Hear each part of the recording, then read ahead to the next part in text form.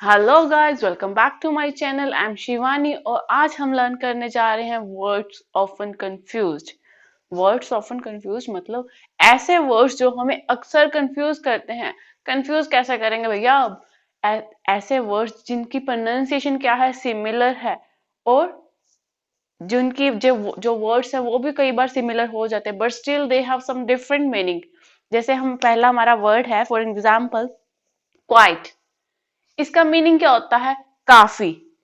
इसका मीनिंग क्या होता है? इसकी प्लीज प्रोनाउंसिएशन ध्यान में रखना, that is quite. I think that is quiet for enough for today. तो इसका मीनिंग क्या है? कि इसका मीनिंग है कि काफी, बहुत ज्यादा मात्रा में होना ना। जैसे हम वेरी यूज करते हैं ना, वेरी, वो वाला काफी है। हम वेरी का साइनोनियम है quite. I think that is quite enough for today, या फिर market is quite away from my house. जो मार्केट है वो बहुत ज्यादा क्या है, दूर है मेरे घर से। इसी का जो वर्ड है, जो सिमिलर वर्ड है जो हमें कंफ्यूज करता है, दैट इज क्वाइट। क्वाइट, वो क्या है क्वाइट, और ये क्या है क्वाइट। That is quite. इसका मीनिंग क्या होता है? शांति, साइलेंस। जैसे हम बोले प्लीज कीप साइलेंस, कृपया शांति रखिए। उसी तरह से ये वाला वर्ड है, वही यही वर्ड है जो यूज होता है। प्लीज कंफ्यूज ना होए। जो वेरी है उसके पीछे ई लगता है, और जो साइलेंस वाला क्वाइट है उसके आगे ई लगता है। when i asked his mistake when I asked his mistake, he was quiet for a moment. जब मैंने उससे उसकी मिस्टेक पूछी तो वो एक मोमेंट के लिए तो चुप ही हो गया था, शांति ही धारण कर ली थी उसने। सो आई होप कि आपको समझ में आ रहा है कि मैं आपको क्या समझाना चाह रही हूँ। Next word is beside and besides. दोनों वर्ड क्या है, अब सिमिलर है, इवन तो जो इनकी राइटिंग में भी स्पेलिंग क्या है, सेम है, बस इसमें सिर्फ इतना सा फर्क कि बिसाइड्स में पीछे एस है, यहां पर एस नहीं है। सो बिसाइड का मीनिंग क्या होता है? That is a preposition. That is a preposition, हम इसे एज अ प्रेपोजिशन यूज करते हैं। बिसाइड का मीनिंग क्या होता है? पास में, बगल में। तो हम इसे कैसे यूज करेंगे कि जब हम बोलना हो ना कि मेरे पास में ये चीज है, मेरे पास में ही है ये पर्सन, मेरे पास में ही बैठा है, या इसका घर मेरे पास में ही है, मेरे बगल में ही है, तो तब हम क्या यूज करेंगे? Beside. He is sitting beside me. He is sitting beside me, कि ये मेरे पास में ही बैठा है, मेरे समीप में बैठा है, मेरे बगल में बैठा है। Another word is besides. Please ध्यान में रखना, वो बिसाइड है और ये क्या है? बिसाइड्स। बट इनका जो मीनिंग है वो जमीन आसमान का फर्क है। वो कैसे? जो बिसाइड्स है उसका मीनिंग क्या होता है? इसके अलावा। बिसाइड क्या होता है? पास में। और बिसाइड्स जिसमें एस लगता है उसका मीनिंग क्या होता है? कि इसके अलावा। इसके अलावा मेरे पास और भी बहुत सारे काम है। इसके अलावा बहुत सारी जो चीजें हैं जो आपको लर्न करने की जरूरत है ना? तुम इसको कैसे बोल सकती हो? Besides this there are plenty of things you need to know. Besides this, इसके अलावा, देयर आर प्लेंटी। प्लेंटी का मीनिंग होता है बहुत सारी। Plenty of things you need to learn, या फिर मैं यहाँ पे बोल सकती हूँ plenty of, sorry, plenty of words. Besides this there are plenty of words you need to know. इसके अलावा बहुत सारे वर्ड्स हैं जिसके बारे में आपको जानने की क्या है? जरूरत है। प्लीज ध्यान में रखना, ये बिसाइड है और ये क्या है? Besides. So next word is accident and incident. दोनों में क्या डिफरेंस है? एक्सीडेंट क्या होता है? We know that it's a दुर्घटना ना। जब कोई दुर्घटना हो जाती है हम बोलते हैं कि एक्सीडेंट हो गया, है ना? जैसे आजकल फोक के कारण क्या हो रहा है, बहुत ज्यादा एक्सीडेंट्स हो रहे हैं, तो हम इसे कैसे यूज करेंगे? Nowadays, accidents are causing due to dense fog. Accidents are causing due to dense fog. Causing का मीनिंग क्या होता है? कि कारण बनना। जो एक्सीडेंट हो रहे हैं वो किसके कारण हो रहे हैं? डेंस फोग के कारण हो रहे हैं। अब ये डेंस फोग क्या होती है? डेंस फोग होती है जिसमें बहुत ज्यादा सब कुछ क्या हो जाए? डार्क हो जाए, हमें कुछ क्लियर हो ही ना पाए आगे। हम बोलते हैं ना आज तो बहुत ज्यादा धुंध है, हमें तो कुछ क्लियर नजर ही नहीं आ रहा आगे। उसको हम बोलते हैं डेंस फोग, जिसमें बहुत ज्यादा देखना बहुत ज्यादा मुश्किल हो जाए, उसे हम बोलते हैं dense fog. And the next word is incident, जो इसके सिमिलर है, दैट इज इंसिडेंट। इसको भी हम एज अ नाउन यूज करेंगे, बट वो क्या थी, दुर्घटना, और ये क्या है, घटना। जैसे हम बोलते हैं ना किसी एक पर्टिकुलर घटना ने ना, इंसिडेंट ने उसकी की पूरी लाइफ बदल दी, या फिर मेरे पास एक ऐसी घटना है जो मैं आपके साथ शेयर करना चाहती हूँ, तो हम इसे कैसे बोलेंगे, an incident change his all life, एक घटना ने उसकी पूरी जिंदगी बदल दी। या फिर मैं क्या बोल सकती हूँ, जैसे मैंने बोला था कि मेरे पास एक घटना है जो मैं आपको बताना चाहती हूँ, जो मुझे अभी तक रिमेम्बर है। An incident which I vividly remember, I want to share with you. An incident of my life which I vividly remember, I want to share with you. एक घटना मेरी जिंदगी की जो मुझे आज तक बहुत अच्छे से याद है, वो मैं आप सबके साथ क्या करना चाहती हूँ, शेयर करना चाहती हूँ। तो इस तरह से हम अपना इंसिडेंट वर्ड यूज कर सकते हैं। और एक्सीडेंट तो होता है दुर्घटना, जब कोई एक्सीडेंट हो जाता है तो हम तब क्या बोलते हैं, accident. The next word is, next confusing word is answer and reply. आप सोच रहे होगे ये आंसर और रिप्लाई तो ऑलमोस्ट सेम होते हैं, नहीं, होता क्या है, आंसर ही देना होता है। फर्स्ट आंसर क्या है, जैसे हमें कोई क्वेश्चन पूछता है ना, तो उस क्वेश्चन का आंसर देना। क्वेश्चन का आंसर, जैसे स्टूडेंट्स होते हैं उनमें उनके क्वेश्चन बुकलेट होते हैं जिसमें उनसे क्या पूछे जाते हैं, क्वेश्चंस पूछे जाते हैं, उनका आंसर देना, ये वो वाला आंसर है। Answer the questions, he answered all my questions, जैसे मैंने उससे जो क्वेश्चंस पूछे तो उसने उन सब का क्या दिया, उन सब क्वेश्चंस का क्या दिया, आंसर दिया। नेक्स्ट थिंग है रिप्लाई। रिप्लाई होता है किसी की बात का जवाब देना। जैसे हमारे व्हाट्सएप पे आजकल जो सोशल मीडिया वो वहां पे बहुत ज्यादा क्या है, फेमस हो रखा है आजकल व्हाट्सएप। जब भी हमें कोई जरूरत होती है किसी को, फटाफट से टेक्स्ट करते हैं व्हाट्सएप पे और फटाफट से उसका रिप्लाई आ जाता है। हम तब ये नहीं बोलते कि उसका आंसर उसने दे दिया है, हम क्या बोलते हैं कि उसका रिप्लाई आया है। वी डोंट से कि उसका आंसर आया है, हम बोलते हैं कि रिप्लाई आया है, या फिर हम बोलते हैं कि फटाफट से रिप्लाई कर भाई, है ना। तो वो क्या होता है, रिप्लाई होता है किसी की बात का आंसर देना, उसे हम क्या बोलते हैं, रिप्लाई, किसी की बात का आंसर देना। जैसे मैं इसको कैसे यूज कर सकती हूँ कि मैंने अभी तक उसकी बात का आंसर नहीं दिया है, उसकी बात का रिप्लाई नहीं किया है। I have not replied yet, I have not replied yet, मैंने अभी तक उसकी बात का जवाब नहीं दिया है। या फिर मैं क्या बोल सकती हूँ कि उसने जो उसका जैसे मैंने यहाँ पे बनाया, his reply displeased his mother, his reply displeased his mother. Displease क्या होता है भैया, डिसप्लीज क्या होता है, डिसप्लीज होता है किसी को निराश करना, मतलब उसके आपसे बहुत ज्यादा आशा थी बट आपने क्या कर दिया, उसकी आशा पे सारा का सारा पानी डाल दिया, उसे हम बोलते हैं displease. His reply displeased his mother, जो उसका रिप्लाई था ना, उसने उसको क्या कर दिया, उसकी माता को क्या कर दिया, डिसप्लीज कर दिया, निराश कर दिया है। Now next word that is alternate और अल्टरनेटिव। ये सुनने में बहुत ज्यादा सिमिलर है बट स्टिल इनमें बहुत ज्यादा डिफरेंस है, इनके यूसेज में बहुत ज्यादा डिफरेंस है। अल्टरनेट का मीनिंग क्या होता है, एक दिन छोड़कर। जैसे हम बोलते हैं ना कि हम अल्टरनेट डेज पे काम करेंगे, हम अल्टरनेट डेज पे ये पढ़ेंगे, तो मैंने क्या लिखा है, we will study English on the alternate days, कि हम जो इंग्लिश है उसको अल्टरनेट डेज पे क्या करेंगे, पढ़ेंगे, स्टडी करेंगे। अल्टरनेट डेज मतलब एक दिन छोड़कर, आज हम इंग्लिश पढ़ रहे हैं, कल हम मैथ्स पढ़ेंगे, फिर हम इंग्लिश पढ़ेंगे, देन अगेन हम साइंस पढ़ेंगे, फिर इंग्लिश पढ़ेंगे।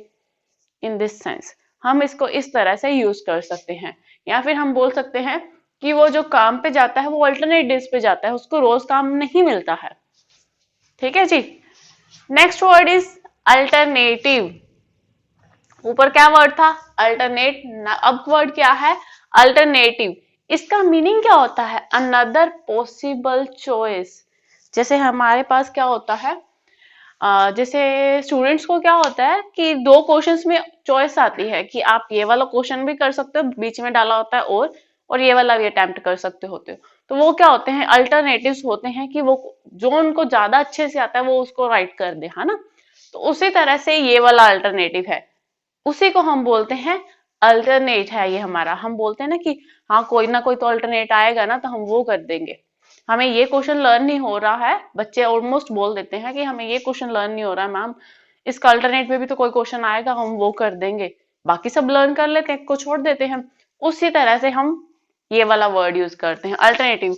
We have a lot of alternatives to solve this problem, या फिर सम, क्योंकि सम को सॉल्व करने के बहुत ज्यादा सॉल्यूशंस होते हैं हमारे पास, सिर्फ एक ही वे नहीं होता कि सिर्फ उसी वे से हमारा क्वेश्चन सॉल्व होगा। a lot of alternatives, we have a lot of alternatives to solve this problem।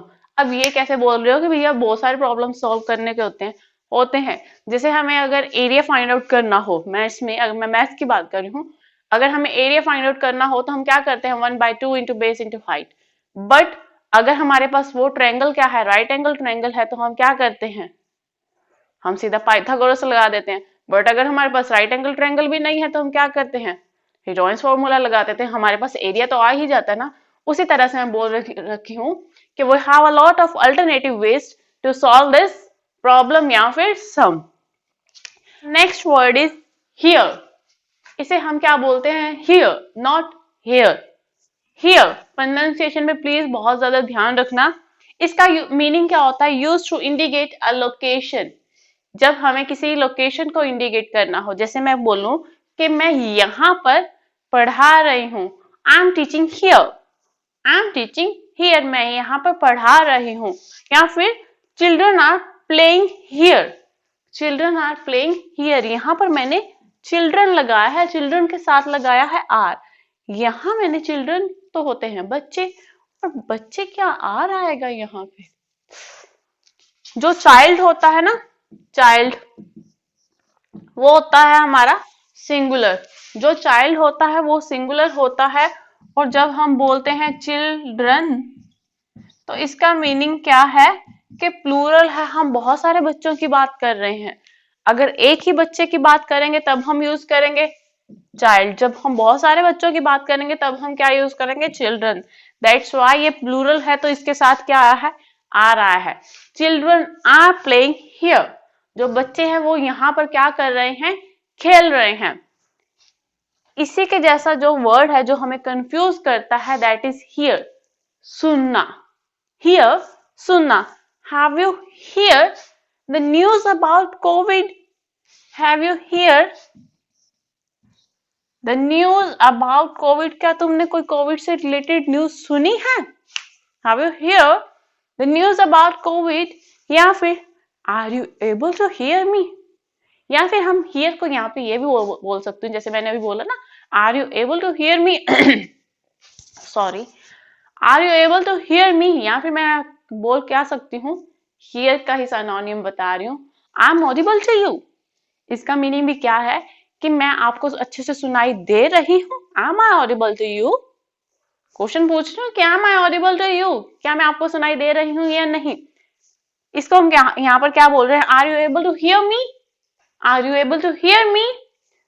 So that is also called here and this is also called hear. But इसका मीनिंग क्या है, किसी लोकेशन को indicate करना, और इसका meaning क्या है, सुनना। So our next word is witch. Witch जिसका मीनिंग हम बोलते हैं विच, कौन सा, विच कौन सा, विच वन कौन सा। जिसे हम कौन सा बोल रहे हैं तो इसे हम जोन सा भी बोल सकते हैं। जो, मैंने वो लिया जो मुझे पसंद था, आई अबाउट विच आई लाइक, मैंने वो लिया जो मुझे पसंद था, आई अबाउट विच आई लाइक, जो मुझे पसंद था मैंने वो लिया। अब यहां पर इसका मीनिंग क्या है, जो। ओके जी, कौन सा भी हो सकता है विच का मीनिंग, बट यहां पर जो मैंने मीनिंग लिया है दैट इज जो, जोन सा। I have a beautiful black dress which I bought in Jaipur, I have a beautiful black dress which I bought इन जयपुर, मेरे पास बहुत सुंदर सी क्या है, एक ब्लैक ड्रेस है जो मैंने कहाँ खरीदी थी, जयपुर में। यहाँ पर विच का मीनिंग जो आ रहा है वो क्या है, जो मैंने जयपुर में खरीदी थी। नेक्स्ट वर्ड है जो इसी का जो सिमिलर है, जो हमें कंफ्यूज करता है, that is witch. Which A scary or nasty woman. A scary और नेस्टी वुमेन। अब ये स्क्वेरी क्या होता है? स्क्वेरी से हमारा क्लियर हो रहा है डरावनी। तो मतलब जैसे हम बोलते हैं ना, बच्चों की जो स्टोरीज बुक होती हैं उसमें होती हैं कि राक्षस आ गया, डायन आ गई, उसको हम हिंदी में स्कैरी वुमन या नेस्टी वुमन को हम क्या बोलते हैं? डायन। हिंदी में डायन बोलते हैं। A witch changed a frog into a prince, या फिर a witch changed a prince into a frog. ये हम स्टोरी बुक्स में पढ़ते हैं, एक्चुअल लाइफ में ऐसा कुछ नहीं होता है। Just want to tell you about this world. Actual में ऐसा कुछ नहीं होता। आई डोंट थिंक सो कि ऐसा कुछ होता भी होगा। तो which change a frog into a Prince, ये सिर्फ स्टोरी बुक्स में ही ऐसी बातें अच्छी लगती हैं, नॉट इन रियल लाइफ। तो विच थी, जो डायन थी, उसने क्या कर दिया? प्रिंस को किस में चेंज कर दिया? फ्रॉग में। या फिर फ्रॉग को किस में चेंज कर दिया? प्रिंस में। Now the next word is accept and except. इसे हम एक्सेप्ट नहीं बोलते, इसे हम बोलते हैं एक्सेप्ट। इसे हम एक्सेप्ट नहीं बोलते, इसे हम बोलते हैं एक्सेप्ट। प्लीज प्रोनाउंसिएशन को ध्यान में रखना। इसका मीनिंग क्या होता है कि किसी चीज को मान लेना, कि किसी ने आपको कुछ दिया है, आपने उसको विलिंगली आपने उसको रख लिया है कि हाँ ठीक है, थैंक यू। या फिर हम इसको एज अ ऑपोजिट भी यूज कर सकते हैं। कैसे? I can't accept his gift. I can't accept his gift. मैं एक्सेप्ट नहीं कर सकती, एज इट्स क्वाइट एक्सपेंसिव। यहाँ पर मैंने अगेन वही वर्ड यूज किया है जो हमने फर्स्ट टाइम पहले नंबर पर किया था, दैट इज क्वाइट। अब ये वाला क्वाइट मैंने राइट लिखा है या फिर रोंग लिखा है, प्लीज आप मुझे बता दीजिएगा। अगर राइट लिखा है तो जो इसका सिमिलर वर्ड था जो हमने किया था वो कौन सा था, आपको कमेंट बॉक्स में बताना है। बिकॉज अभी अभी हमने लर्न किया है, तो मुझे पता तो चले जो मैं करवा रही हूँ आपको समझ में आ रहा है या नहीं। That's why I can't accept his gift as it's quite expensive. मैं उसका जो गिफ्ट है वो एक्सेप्ट नहीं कर सकती, बिकॉज वो क्या है, बहुत ज्यादा क्या है, एक्सपेंसिव है। इसी से मिलता जुलता वर्ड क्या है? एक्सेप्ट। इन दोनों का मीनिंग जो है वो डिफरेंट है, बट प्रोनाउंसिएशन क्या है, ऑलमोस्ट सिमिलर ही है। एक्सेप्ट का मीनिंग क्या होता है? इसे छोड़ के। एक्सेप्ट हम बोलते हैं एक्सेप्शनल केस है भैया, ये थोड़ा सा अलग केस है। उसी से हमारा क्या वर्ड बन रहा है? एक्सेप्ट। एक्सेप्ट नॉट इंक्लूडिंग, इसका मतलब है इसे छोड़कर बाकी सब। जैसे मैंने जो एग्जांपल लिखी है, all the classmates. All the classmates, सारे क्लासमेट एक्सेप्ट जिया, जिया को छोड़कर। पास्ट विद फ्लाइंग कलर्स, जो पास हो गए वो किससे हो गए? फ्लाइंग कलर से हो गए, मतलब बहुत अच्छे मार्क्स आए सबके। बट सारे क्लासमेट्स के आए हैं, बट किसके नहीं आए? जिया के नहीं आए। और classmates except Jiya pass with flying colours. या फिर जैसे मैं बोलूं कि मुझे तो सारी वेजिटेबल पसंद है except mushroom. I love all the vegetables except mushroom. मुझे सारी वेजिटेबल्स पसंद है एक मशरूम को छोड़ के, है ना। तो हम ये बोल सकते हैं even though I love to eat mushroom. Just example देने के लिए मैंने आपको बोल दिया था। Thanks for watching my video. मेरे साथ बने रहिए और अच्छी अच्छी नई नई चीजें सीखते रहिए। Thanks for all your love.